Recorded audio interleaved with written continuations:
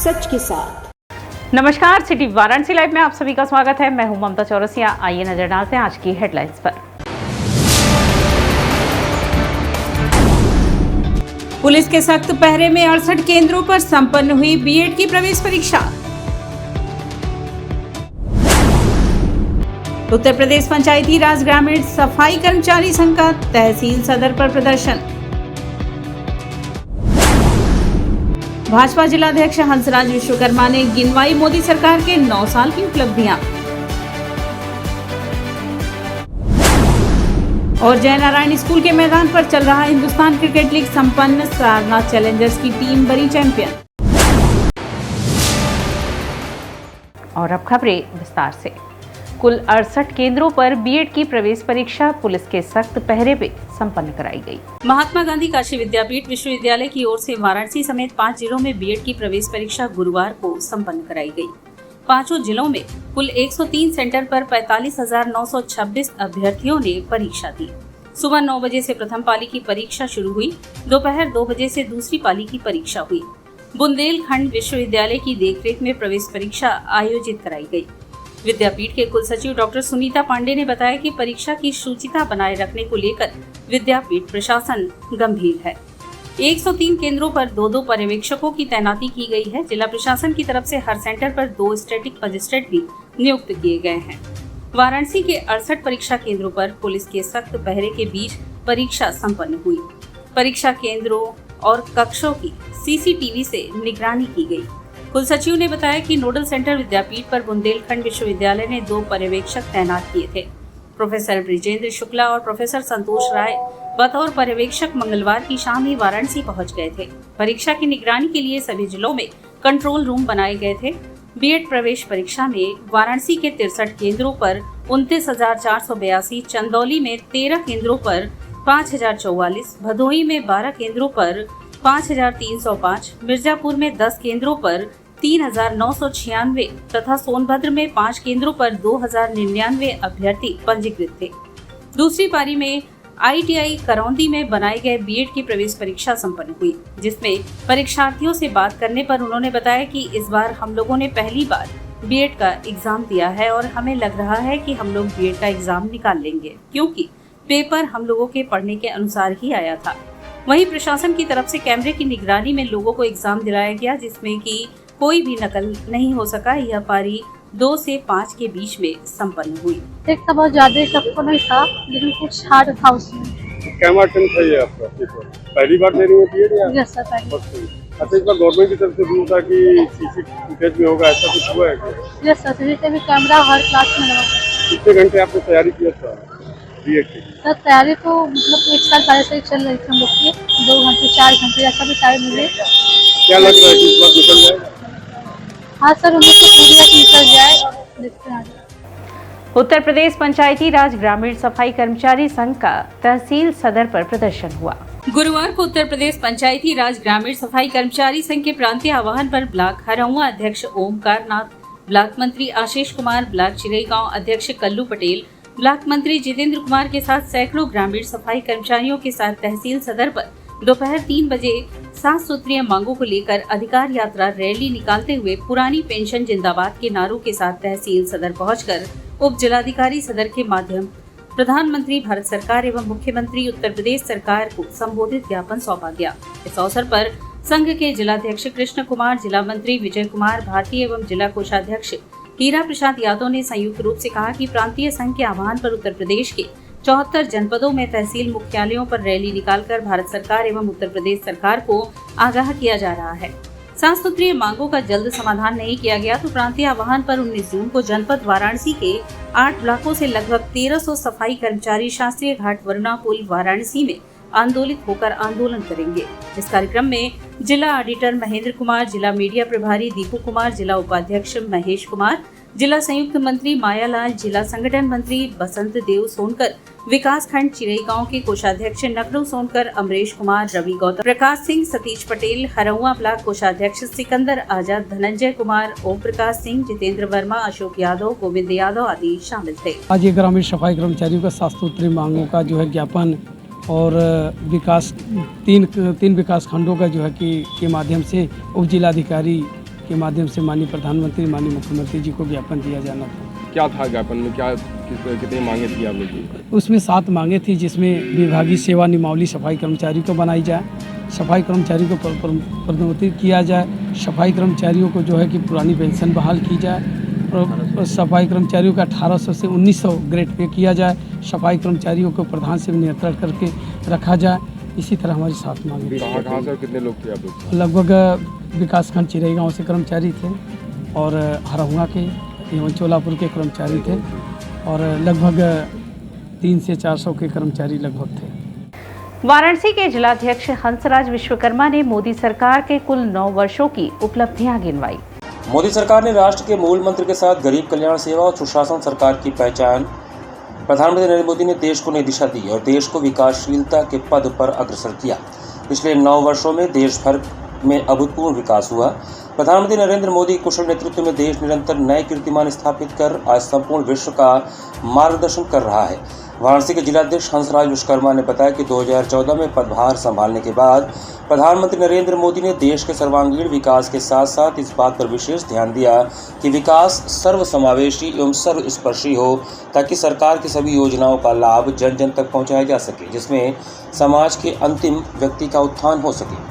मोदी सरकार ने जो भी योजनाएं चलाई वह निरंतर गरीबों तक पहुंची, चाहे विधवा कन्या हो, आवास, पीएम स्वनिधि हो या बनारस को क्योटो और स्मार्ट सिटी बनाने का प्रोजेक्ट। प्रधानमंत्री ने अपने संसदीय क्षेत्र में चारों ओर बहुमुखी विकास किया है। यहाँ तक कि विदेशों में भी प्रधानमंत्री ने भारत का झंडा लहराया है।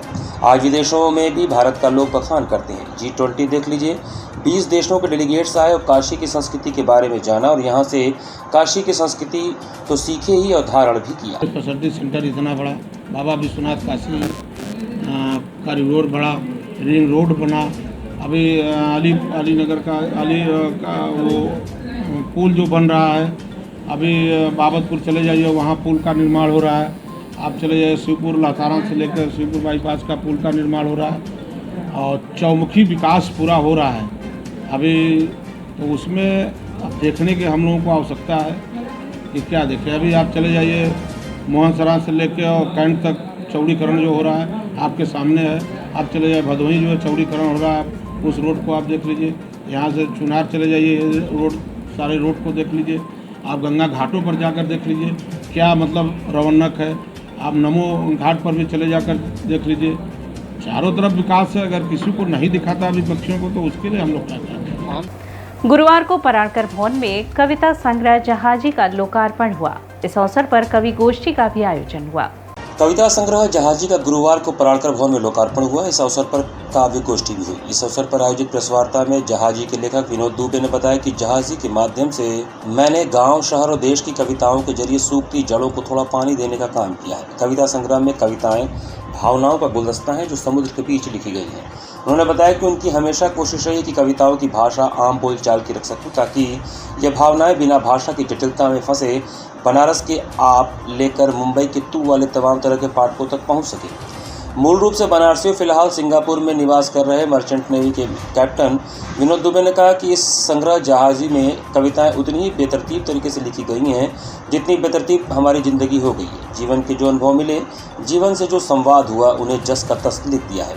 उन्होंने कहा कि मौसम और प्रकृति से नेह की कुछ पंक्तियाँ लिखी, तीज त्यौहार आए तो घर परिवार की याद आई तो कुछ शब्द पिरो दिए। जीवन का अहम हिस्सा समुद्र में गुजारा है तो जहाजियों के प्रति सम्मान और भावनाएं लाजमी हैं। मेरी एक क्रिएटिव आदत है कि मैं हर हफ्ते एक कविता लिखता हूँ, और साल की 52 कविताएं 2022 की इसमें संकलित हैं। अगर देखेंगे तो वीकेंड वाली 52 कविता। तो जैसे जैसे साल में हमारी ज़िंदगी गुजरती है, जो तीज त्यौहार आते हैं, हमारे जो इमोशंस होते हैं, हमारी नौकरियों के जो उठा पटक होती है, हमारे रिश्तों में जो खींचातानी अच्छा बुरा होता है, तो जैसे जैसे हफ्ते में गुजरती है, उस हफ्ते में मैं चाहता हूँ कि उसको संकलित करके कविता का रूप देती हूँ। तो बड़े बेतरतीब तरीके से लिखी हुई है, सिर्फ एक विषय पर नहीं है। इसमें जहाज़ की नौकरी का विषय भी है, गाँव की यादें हैं, सिंगापुर में रहते हुए अपने देश की यादें हैं, फिर अपने जो रिश्ते हैं, बेटा बेटी, माँ बाप, उनसे दूरी, उनसे प्रेम, ये सारी चीज़ें। और यहाँ वक्त तो चला है एक छोटे से ब्रेक का, मिलते हैं ब्रेक के बाद। वाराणसी लाइव, सच के साथ। I am a student of Jeevandeep Mahavidyalaya. I am proud of Mahavidyalaya for excellent faculty, best support and best infrastructure and best place. I am a student of Jeevandeep Mahavidyalaya. I am proud of Mahavidyalaya for excellent faculty, best support and best infrastructure and best place. I am a student of Jeevandeep Mahavidyalaya. I am proud of Mahavidyalaya for excellent faculty, best support and best infrastructure and best place. Corona virus ने देश में एक बार फिर से रफ्तार पकड़ ली है। ऐसे में जरूरी है कि सभी लोग पूरी एहतियात बरतें। घर से बाहर निकलते समय मास्क का सदैव प्रयोग करें। समय समय पर हाथों को सैनिटाइजर से सैनिटाइज करें। ज्यादा भीड़ भाड़ वाली जगहों में जाने से बचें। 2 गज की दूरी का पालन करें। स्वस्थ रहें, सुरक्षित रहें। जनहित में जारी वाराणसी लाइव। वाराणसी लाइव, सच के साथ। और ब्रेक के बाद पुनः आपका स्वागत है। वाराणसी शहर के सिगरा क्षेत्र में डॉग हॉस्टल खोला गया है, जिसमें लोग अपने पेट डॉग्स को छोड़कर छुट्टियां मनाने बाहर जा सकते हैं।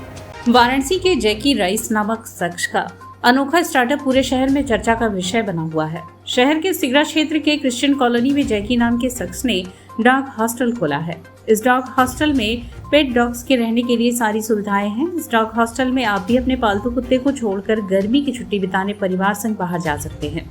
इसके लिए महज आपको कुछ रुपए ही खर्च करने होंगे, 600 रुपए प्रतिदिन।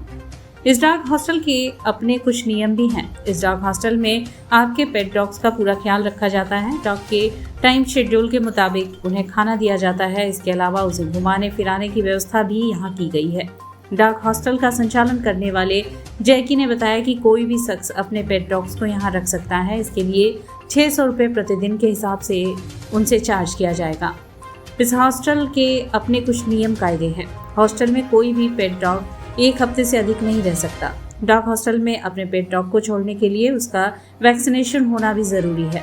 वैक्सीनेशन कार्ड देखने के बाद ही उसे यहाँ रखा जाता है। फिर उनके मालिक के बताए भोजन के हिसाब से हर दिन उन्हें भोजन दिया जाता है। इसके लिए डॉग हॉस्टल में अलग अलग कैनल भी बनाए गए हैं और अच्छी तरह के उसको डेवलप किया, जिसमें एसी, कूलर, गर्मी बहुत बेतहाशा है।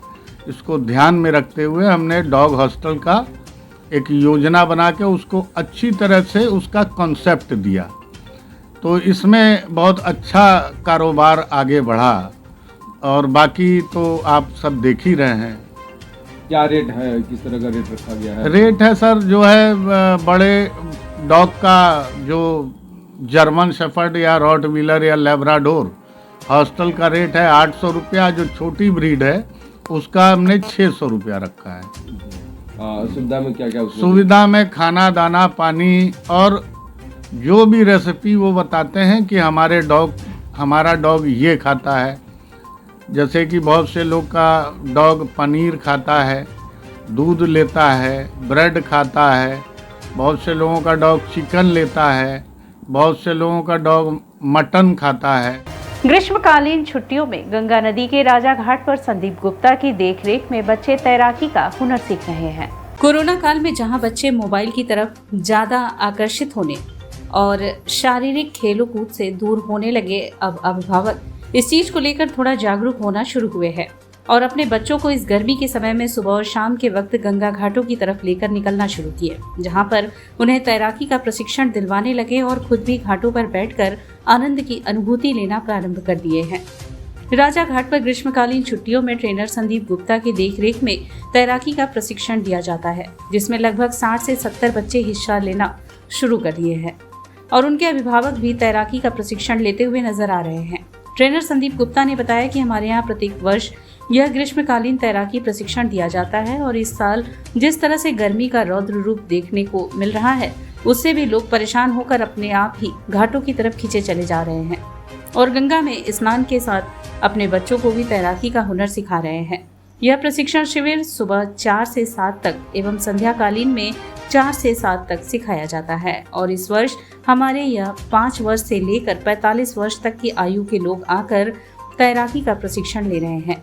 प्रशिक्षण लेने वाले बच्चों ने बताया कि सुबह माता पिता के साथ हम यहाँ पर आने के बाद कुछ देर व्यायाम करने के पश्चात पानी में उतरते हैं और अपने ट्रेनर के दिशा निर्देशानुसार तैराकी का प्रशिक्षण लेते हैं और इस प्रशिक्षण में बच्चों को पूरी तरह से कॉस्ट्यूम ड्रेस अप करके ही पानी में उतारा जाता है, जिसमें उनके सर पर कैप, आंखों पर चश्मा, हैंड पैड, साथ ही अन्य सुरक्षा के सामान के साथ उन बच्चों को प्रशिक्षण दिया जाता है। अभी कुछ दिनों से लगातार गंगा में डूबने की घटनाएं सामने आ रही हैं, जिस पर ट्रेनर संदीप गुप्ता ने बताया कि तैराकी हेतु सुरक्षित जो घाट हैं उनमें दशाश्वमेध घाट, दरभंगा घाट, प्रयागराज घाट, राजा घाट, यह सब घाटे सुरक्षित घाट माने जाते हैं तैराकी के लिए। और उन्होंने बताया कि मेरा यह मोटिव भी है कि सभी लोगों को तैरने आ जाए, जिससे इस तरह की घटनाएं ना घटित हो। मैं रोज़ सुबह यहाँ गर्मियों की छुट्टी में स्विमिंग सीखने आती हूँ। मेरी मम्मी रोज़ सुबह 4 बजे भोर में उठ के मुझे तैयार करके यहाँ पे लाती हैं और मैं पहले एक्सरसाइज करती हूँ 10 मिनट और फिर स्विमिंग करती हूँ। I came here for swimming. I learned a lot and I love swimming. 80 घाट के सुबह बनारस मंच से पुनः बृहद योगाभ्यास का आरंभ हुआ। कमांडेंट 95 बटालियन अनिल कुमार वृक्ष के देखरेख में सीआरपीएफ 95 बटालियन आयुष विभाग गंगा टास्क फोर्स ब्रह्मवेद विद्यालय के छात्रों द्वारा 80 घाट के सुबह बनारस मंच में योग कार्यक्रम आयोजित किया गया। कार्यक्रम के मुख्य अतिथि काशी के महापौर अशोक तिवारी, यशराज लिंगम, जिलाधिकारी वाराणसी हिमांशु नागपाल, सीडीओ वाराणसी पूनम मौर्य, जिला पंचायत अध्यक्ष आयुष विभाग की भावना त्रिवेदी, 95 बटालियन सीआरपीएफ के सहायक कमांडेंट अभिषेक कुमार सिंह एवं सुजय यादव, सृजन सामाजिक विकास न्यास के अध्यक्ष अनिल कुमार सिंह ने दीप प्रज्वलन कर शुरुआत की। मुख्य अतिथि अशोक तिवारी ने सभी को योग कर्मेषु कौशलम के बारे में जानकारी देते हुए सभी को योग से जुड़ने हेतु आह्वान किया। 14, 15 तीसरी बार लेना देना दोनों 1 2 3 4 5 6 7 8 9 10 11 12 13 14 15 अंतिम बार 1 2 3 4 5 6 7 8 9 10 11 12 13 14 वाह छोड़ दे। यह था सूर्यवेदी और चंद्रवेदी 8 प्राणायाम हो गए। जय नारायण इंटर कॉलेज में हिंदुस्तान क्रिकेट लीग का फाइनल मैच खेला गया, जिसमें सारनाथ चैलेंजर्स ने 163 रन बनाकर खिताब अपने नाम किया। हिंदुस्तान क्रिकेट लीग का फाइनल मैच जय नारायण इंटर कॉलेज के मैदान में रोमांच भरा रहा। टॉस जीतकर पहले बल्लेबाजी करने उतरी रथ यात्रा हीटर्स की टीम ने सदी शुरुआत की। कप्तान वात्सल यादव और विवेक ने पहले विकेट के लिए 64 रन जोड़े। विवेक सिंह के 44, वात्सल यादव के 30, सारांश चौबे के 29, आकाश यादव के 13 और गोलू भारद्वाज की 11 रनों की बदौलत 25 ओवरों में रथ यात्रा हीटर्स ने 9 विकेट के नुकसान पर 161 रन बनाए। सारनाथ चैलेंजर्स की तरफ से आदर्श कुमार ने 3, सुजीत मौर्य ने 2, शाहिद और सत्यम ने 1-1 विकेट चटकाए। जवाब में खेलने उतरी सारनाथ चैलेंजर्स की टीम ने कप्तान सुधीर सिंह की बेहतरीन अविजित 73 रनों की पारी के चलते 22.2 ओवरों में 3 विकेट के नुकसान पर 163 रन बनाकर खिताब अपने नाम किया। सुधीर के अलावा आलोक यादव और उत्कर्ष सिंह ने 28 रन तथा निक्की तिवारी ने 10 रन बनाया। रथ यात्रा हिटर्स की तरफ से कान्हा मिश्रा, प्रवीण और दर्शन यादव ने 1-1 विकेट चटकाए। पूरे टूर्नामेंट में बेस्ट बैट्समैन और मैन ऑफ द टूर्नामेंट का खिताब सुधीर सिंह ने जीता। बेस्ट बॉलर ब्रिजेश सोनकर बने तथा बेस्ट फील्डर का खिताब अरशद अहमद को दिया गया। समापन समारोह के मुख्य अतिथि शहर उत्तरी के विधायक रविंद्र जायसवाल ने खिलाड़ियों को पुरस्कृत किया। इस अवसर पर उद्योगपति केशव जालान, वाराणसी क्रिकेट एसोसिएशन के जावेद अख्तर, जमाल अख्तर, हिंदुस्तान अखबार के रजनीश त्रिपाठी, रविकर दुबे, आर संजय सहित तमाम गणमान्य लोग और क्रिकेट प्रेमी मैदान पर मौजूद थे। सबसे पहले मैं हिंदुस्तान टीम को साधुवाद देता हूँ कि आपने एक नई सोच डेवलप किया, एक नई पहल किया और शायद आपके इस प्रयास से जल्दी ही यहाँ के बेहतर किए हुए लड़के भारतीय टीम से खेलेंगे, ऐसा मेरा मानना है। और क्यों न खेले जब यहाँ के सांसद अंतर्राष्ट्रीय क्रिकेट मैच का स्टेडियम बना रहे हैं तो यहाँ के बच्चे खेलेंगे। और इसी के साथ सिटी वाराणसी लाइव का यह प्रसारण यही समाप्त होता है। ममता चौरसिया को दे इजाजत। नमस्कार।